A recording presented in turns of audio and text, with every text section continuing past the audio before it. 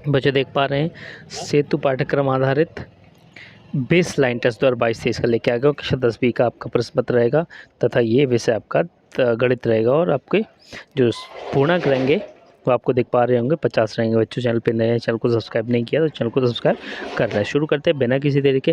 पहला क्वेश्चन रहेगा उसका ये रहेगा कि बहुपद x² + 3x - 2 और -x² - 3x + 2 का योगफल कितना होगा, ये आपको जोड़ के देखना है बच्चों।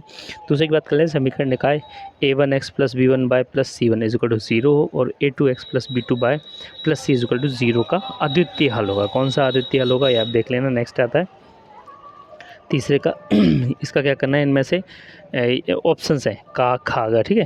अगर इसकी बात करें हम तीसरा ही ले लेते हैं, चौथा छोड़ दो, क्वेश्चन पे ध्यान मत देना। जो क्वेश्चन है कोई उस हिसाब से दे दिए, कोई बात नहीं। लेकिन यदि बेलन की त्रिज्या r व ऊंचाई h हो तो बेलन का आयतन कितना होगा। ओके, तो नेक्स्ट आते हैं, यदि सावधि जमा खाता में ब्याज की गणना 6 माही आधार पर की जाती है तो दर कितनी हो जाती, दर की दोगुनी हो जाती प्रतिशत। यहाँ पे ऑप्शन गड़बड़ हो गए लेकिन आपको बता देता हूँ क्या हो जाता है, दोगुनी हो जाती है, ठीक है बच्चों। आधार अगर 6 माही की जाए तो दर दोगुनी हो जाती है। जैसे अगर दर दी हो, मान के चलिए दर 2% दी है तो वो 4% हो जाएगी। ओके बच्चों, चलिए आगे बढ़ते हैं, देखते हैं नेक्स्ट क्वेश्चन।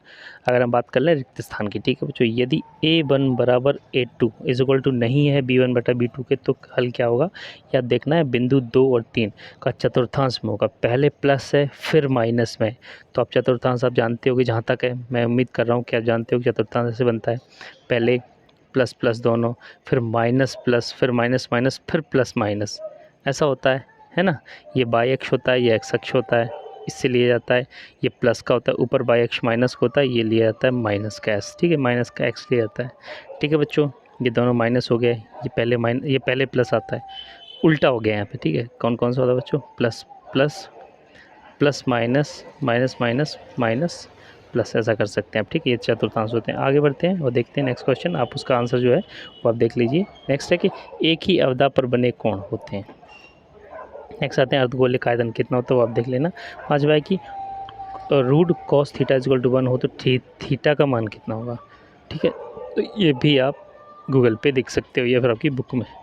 अगर हम बात करें सत्य यदि वर्ग समीकरण के मूल बराबर हैं तो व्यक्त कर का मान काल्पनिक होगा, ये भी देख लें आप।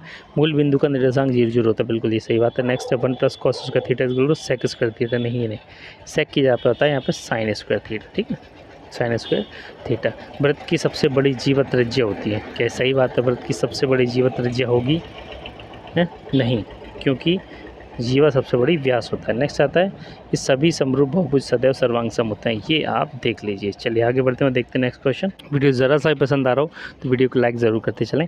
बहुपद क्या है, 2x³ + 3x² - 5x + 2 को अगर इतने से भाग देंगे तो शेषफल क्या प्राप्त होगा, आपको भाग दे के देख लेना है।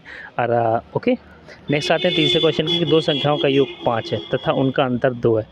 इस कथन को समीकरण के रूप में लिखना है। अब देख लेना समीकरण कैसे बनाएंगे आप।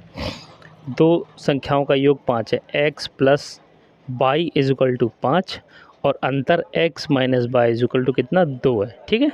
तो इस कथन को समीकरण के तौर पर बना दो, समीकरण 1 समीकरण 2, सिंपल सी बात है। चलिए आगे बढ़ते हैं, चौथा देख लेते हैं। और उसको सॉल्व करने की बोलते तो हम सॉल्व भी कर देते, लेकिन सिर्फ समीकरण बनाना था तो हमने बना दी। नेक्स्ट आते हैं मूल बिंदु से होकर जाने वाली उस सरल रेखा की प्रवणता ज्ञात कीजिए जो बिंदु 2 और 3 से होकर गुजरती है।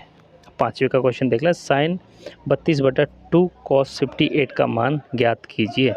sin बटा cos = कितना होता है, वो उस हिसाब से sin ये हो जाएगा 90 - थीटा के हिसाब से होगा, 90 - थीटा, ठीक है।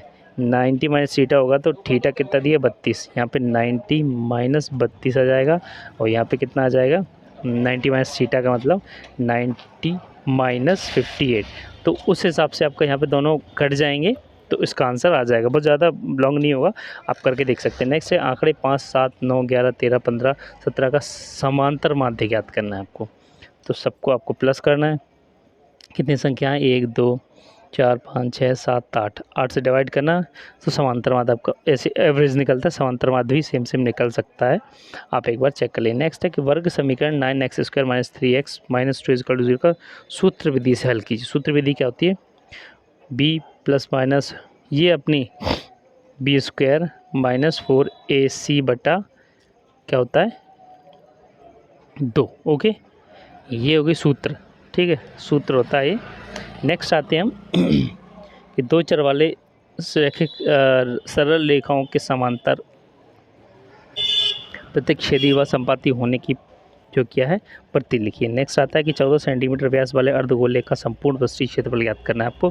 क्या अर्धगोले का क्षेत्रफल क्या होता है, पहले गोले का क्षेत्रफल देखना, उसके बाद जस्ट बटा 2 कर देंगे ना तो अर्धगोले का क्षेत्रफल निकल आएगा। नेक्स्ट है एक रेखा बिंदु 7, 2 तथा 5, 3 से होकर जाती है तो उस रेखा की प्रवणता क्या है, ये भी आपको देखना। नेक्स्ट आते हैं हम, बस क्वेश्चन पे ध्यान मत देना, ये सब ओरिजिनल क्वेश्चंस हैं, बस क्वेश्चन नंबर नहीं डाले गए हैं, पूरा क्वेश्चन पेपर ऐसा थोड़ी ना कि पूरा क्वेश्चन पेपर नहीं, ये पूरा क्वेश्चन पेपर है, बस आप देखते रहें। सरल रेखा 3x - 5x 5y + 17 का प्रवणता व y अक्ष पर काटा गया अंतःखंड ज्ञात कीजिए। 12वें की बात कर लें, यदि दो समरूप त्रिभुजों के क्षेत्रफल बराबर हो तो उसे दिखीजिए कि त्रिभुज सर्वांगसम होते हैं। ठीक है बच्चों, चलिए आगे बढ़ते हैं, देखते हैं नेक्स्ट क्वेश्चन।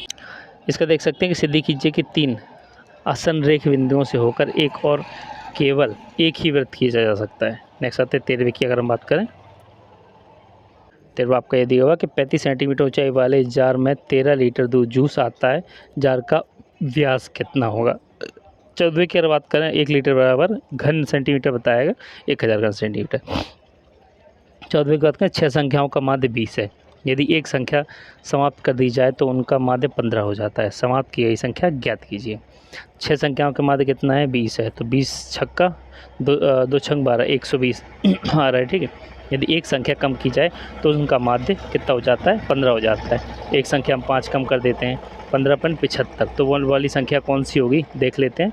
अगर 120 में 75 माइनस करेंगे तो कितना बचेगा, 25 ही बच जाएगा, 20 ही बचेगा, तो 45 उसका आंसर आ जाएगा। ऐसे आप सॉल्व करके बता सकते हो, ये तो मैंने सीधा सीधा बता दिया। नेक्स्ट आते हैं कि नीचे दिए गए प्रेक्षणों का औसत 36 है,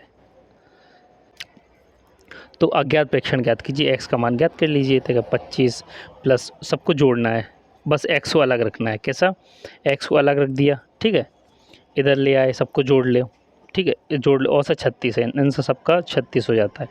कुल मिला के बाद ये है औसत 36 इंटू कितनी संख्या है 1 2 3 4 5 है 5। अब इन सबको जोड़ लो, x को हटा के इन सबको जोड़ लो, तो यहाँ पे जितनी भी आएगी 36 पंजे जितनी भी आएगी संख्या, और इन सबको जोड़ने के बाद x को हटा के जितनी भी आएगी वो माइनस कर देना, आपका आंसर आ जाएगा। बहुत ईजी। ओके बच्चों, चलिए आगे बढ़ते हैं और देखते हैं क्वेश्चन। देख लीजिए, करीम भारतीय स्टेट बैंक में 160 रुपये प्रति माह की दर से 2 वर्ष तक आवर्ती जमा खाते में निवेश करता है। क्या 160 रुपये प्रति माह, एक माह में 150 रुपये 2 वर्ष तक, ठीक है। यदि ब्याज की दर 5% हो तो 2 वर्ष बाद कितनी धनराशि बैंक द्वारा भुगतान होगी।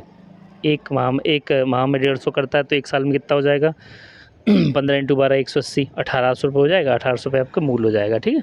2 वर्ष के लिए रख दिया 5% वार्षिक ब्याज 5% वार्षिक ब्याज कर लीजिए, सिंपल सी बात है, 0 0 कैंसिल कर दी, सारे 18 दूनी 36 पंजे जितना भी होता हो, 36 × 5 5 छक्का 30 5 3 15 16 17 18 180 ऐड कर दीजिए, 18 और 1980 इसका आंसर आ जाएगा, ठीक है। ऐसे आप नॉर्मली कर सकते हैं। नेक्स्ट क्वेश्चन है आपका कि मोहन ने कृषि विकास के इतना सारा कितना 50,000 रुपये 1 वर्ष के लिए समयावधि जमा कर खाते में जमा किया। यदि ब्याज की दर 10% वार्षिक हो और प्रति 6 माह दिया है, इसका मतलब प्रति जो आपकी वार्षिक दर है वो 20% हो जाएगी, ठीक है। तो क्या करना है आपको, बैंक उसे कितनी, आपको क्या निकालना है, आपका वो निकालना है आपको कौन सा, साधारण ब्याज, ठीक है। तो साधारण ब्याज निकालने के लिए आपको पता ही है P × T × R/100, R आपका 20% हो जाएगा 10 की जगह पर, ठीक है। ऐसे आप कर सकते हैं, जैसे मैं बता देता हूँ आपको साथ ही साथ, देखना थोड़ा सा नीचे बता देता हूँ।